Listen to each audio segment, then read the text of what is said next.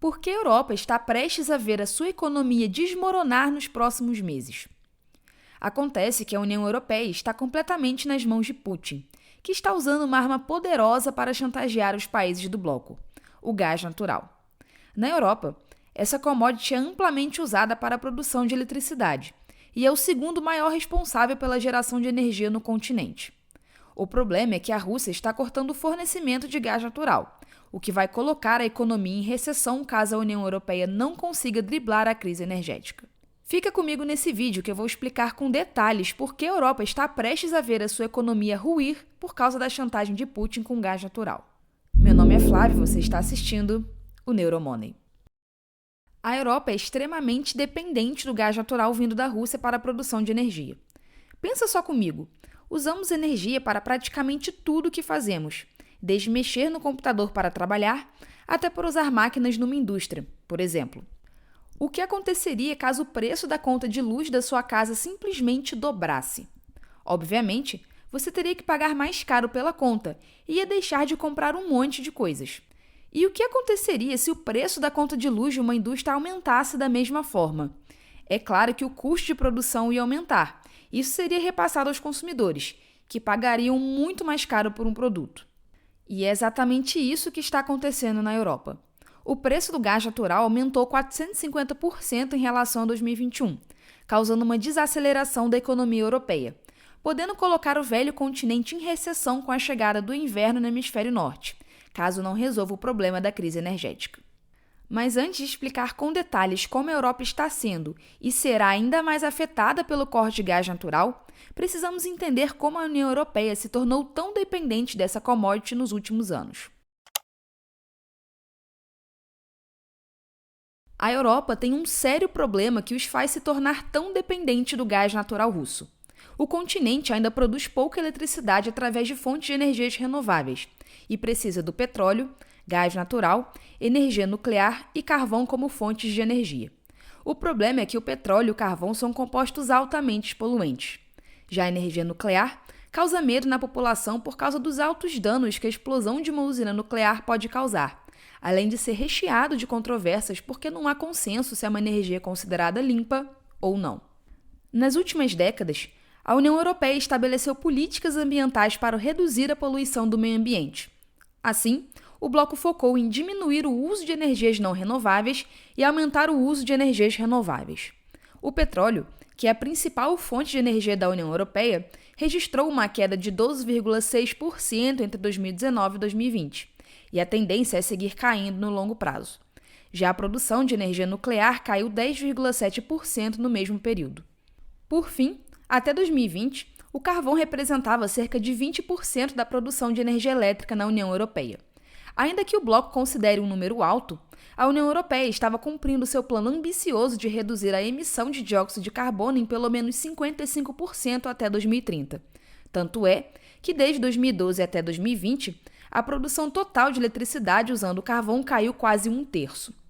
Em contrapartida, o uso do gás natural como fonte de energia, considerada pouco poluente, aumentou nos últimos anos e atualmente é a segunda fonte de energia mais usada pela União Europeia. Olhando as estatísticas mais detalhadamente no site oficial da União Europeia, é possível observar que os países do bloco diminuíram a produção do gás, enquanto as importações mais que dobrou nos últimos 30 anos. E adivinha qual o país que a União Europeia mais importou gás natural? Isso mesmo, a Rússia. O gás natural russo vem da Sibéria, uma região localizada na parte asiática do país. As condições especiais dessa região tornam a Rússia uma das maiores reservas mundiais dessa commodity. Os russos começaram a exportar gás natural para a Polônia na década de 40. Já na década de 70, instalou oleodutos que passavam por estados satélites da União Soviética, e um desses era a Ucrânia. Quando a União Soviética se desfez em 1991, Moscou e Kiev brigaram por causa dos oleodutos no território ucraniano, o que levou a Rússia a procurar outras rotas para exportar o seu gás natural. Ainda assim, a commodity russa tinha preços muito mais competitivos do que os concorrentes. Por isso, foi ótimo para a Europa importar o gás natural de lá, enquanto sua produção interna caía. Dessa forma, o bloco acabou se tornando super dependente do gás natural russo ao longo dos anos. E explicado por que a Europa se tornou tão dependente do gás russo nos últimos anos, Agora vamos entender como Putin está usando a commodity como arma para chantagear a União Europeia e fazer a economia entrar em recessão.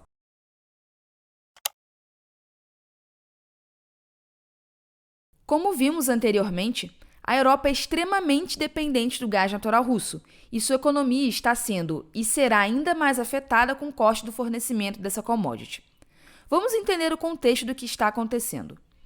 Putin é o maior fornecedor de gás natural da União Europeia e tem a economia do bloco nas suas mãos. Então, o que ele está fazendo? Ele está usando essa arma para fazer com que os países membros parem de enviar recursos para a Ucrânia e acabar de vez com a guerra, já que os ucranianos só estão resistindo aos ataques russos por causa das doações que recebe. Ou seja, ou a Europa aceita a derrota da Ucrânia, ou Putin irá deteriorar a economia do continente. Desde que a Europa anunciou as sanções econômicas para prejudicar a Rússia, a estatal russa Gazprom impôs uma série de cortes e reduziu o fluxo de gás natural para a Europa. O último anúncio feito pela Gazprom, no momento que estou gravando esse vídeo, estabeleceu um corte de 3 dias no fornecimento de gás natural no final do mês de agosto. A justificativa dada é que o seu principal gasoduto, o Nord Stream 1, que começa em Vyborg, na Rússia, atravessa todo o Mar Báltico até chegar na Alemanha, está em fase de manutenção. Mas, na verdade, todos sabem que isso é uma desculpa da Rússia para pressionar a União Europeia.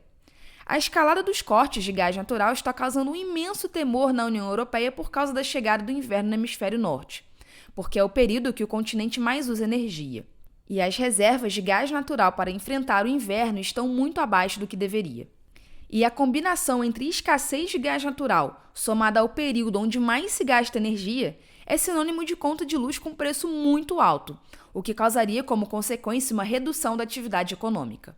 O país que mais está sofrendo com isso é a Alemanha, que é responsável pela maior economia da União Europeia e pelo 4º maior PIB do mundo.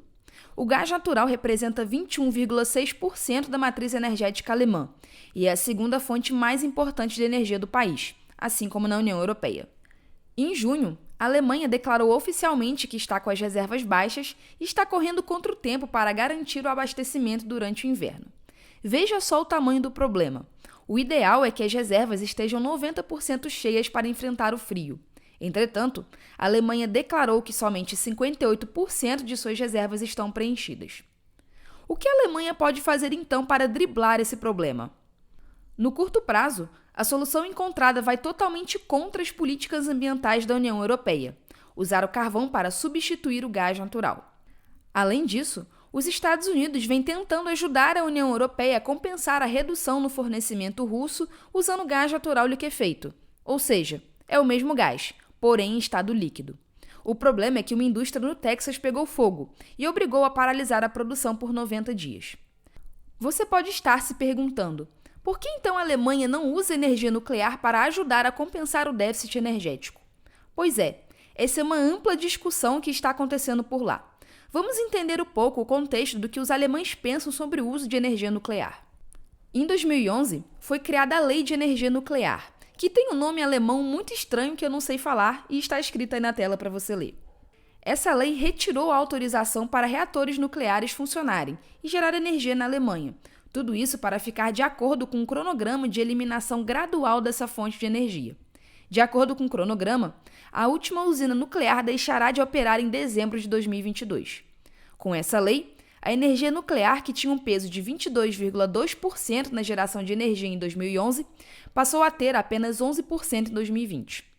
A população, no geral, apoiou bastante a lei, já que a geração de energia nuclear tem algumas controvérsias.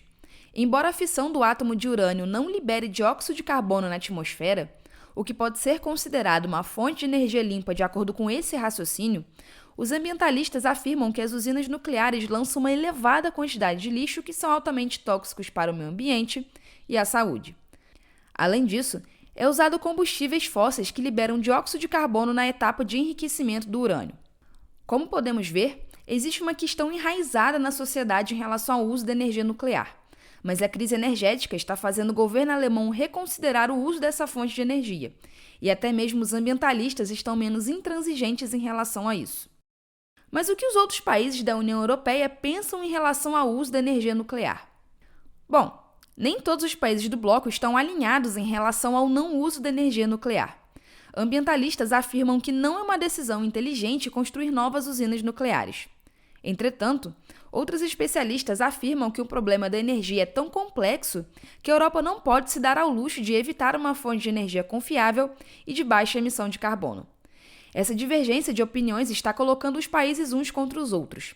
Países como Polônia, República Tcheca, Eslováquia, Hungria, Romênia e Bulgária estão construindo novas usinas nucleares. Em contrapartida, a Alemanha e a Áustria discordam disso, e a opinião pública também. A verdade é que a Europa está numa sinuca de bico. Ao mesmo tempo que sua matriz energética é extremamente dependente do gás natural russo, as soluções para driblar esse problema vão contra a política ambiental da União Europeia. E se o bloco não conseguir contornar a crise energética até a chegada do inverno, a economia da Europa vai entrar em recessão por causa da escassez de energia. Como dito no início do vídeo, usamos energia para praticamente tudo o que fazemos. Isso significa um aumento no preço de produtos e serviços. Claramente, Putin está em vantagem com a dependência do bloco do seu gás natural e está se aproveitando da crise energética a fim de forçar a União Europeia a não enviar mais recursos à Ucrânia, já que o país de Zelensky só está conseguindo se manter de pé por causa das doações que recebe. Até quando a economia da Europa vai aguentar? Isso não se sabe, mas o fato é que a falta de energia durante o inverno vai colocar o continente em recessão. Bom, pessoal, é isso. Muito obrigada e até a próxima.